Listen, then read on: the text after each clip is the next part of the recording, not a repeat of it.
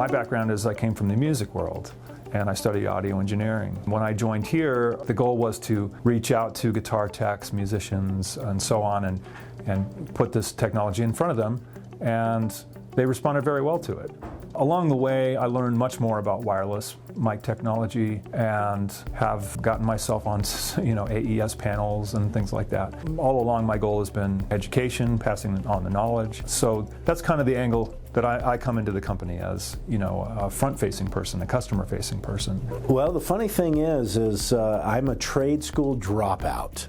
So I actually quit going to trade school because I figured I was going to school to be a machinist, and I actually got a job as a machinist, and they knew that I was going to have to drop out of trade school to take the job full-time. Once I got here, one of the first things that I learned about was the tuition reimbursement program that Lectrosonics offers and continues to offer to this day. Long story short, I took advantage of the tuition reimbursement program, ended up with my undergraduate degree, and the funny thing there is just as soon as I finished up my engineering degree, I had been working in the engineering department for about 5 years. I think less than a year after I graduated with my engineering degree, that they plucked me out of the engineering department and put me into manufacturing. One of my job responsibilities when I was in the industrial engineering department was also bill of materials creation, BOM analysis, BOM costing analysis, work instruction generation, that sort of thing.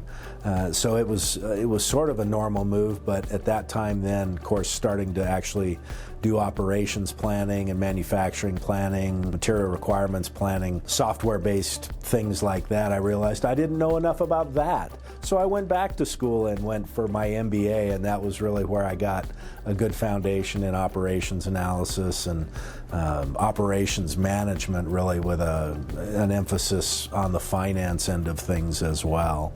So, and then I did that job for 20 some odd years, 22 years before today, really, or before last month, when Gordon formally retired. It's amazing to look at the stuff we started with and what we're doing now. I've been here 1/3 of the company's history, and amazing change happening, with the technology, even in that time. From my perspective, there's two departments that I've seen tremendous changes in.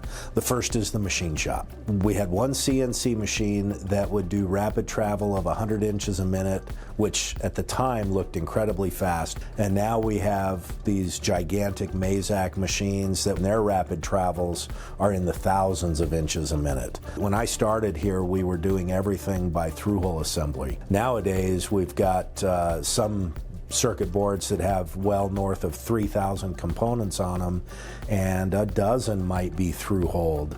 Everybody's very passionate about this and wants to be here. This is a company that keeps people for a long time. And Wes's been here 34 years. Our president, who just retired, was here for just under 35 years. I've been here almost 20. We've had people that have worked here for more than 40 years that have retired in the past few years, so pretty amazing. For a company that's 53 years old at this point, 52 years old, and we're a technology company. We have to be thinking about innovation all the time to stay competitive. Not abandon our roots. This company, even though we have a hierarchy, it's always had a policy of open doors. Essentially, anybody can ask anybody anything, just about, as long as the questions themselves make sense. We have a culture that is, in my opinion, it is as welcoming as any company can be. We foster teamwork. We encourage, I think, a genuine interest in the people that we work with. It still seems weird for me to say we foster an interest in our employees, because I don't look at the people here as employees. Even though I'm now sitting in the president's office, the relationships are at the foremost of why I'm in the position that I'm in and why I think I'm very well positioned to succeed, because I have great people that I work with.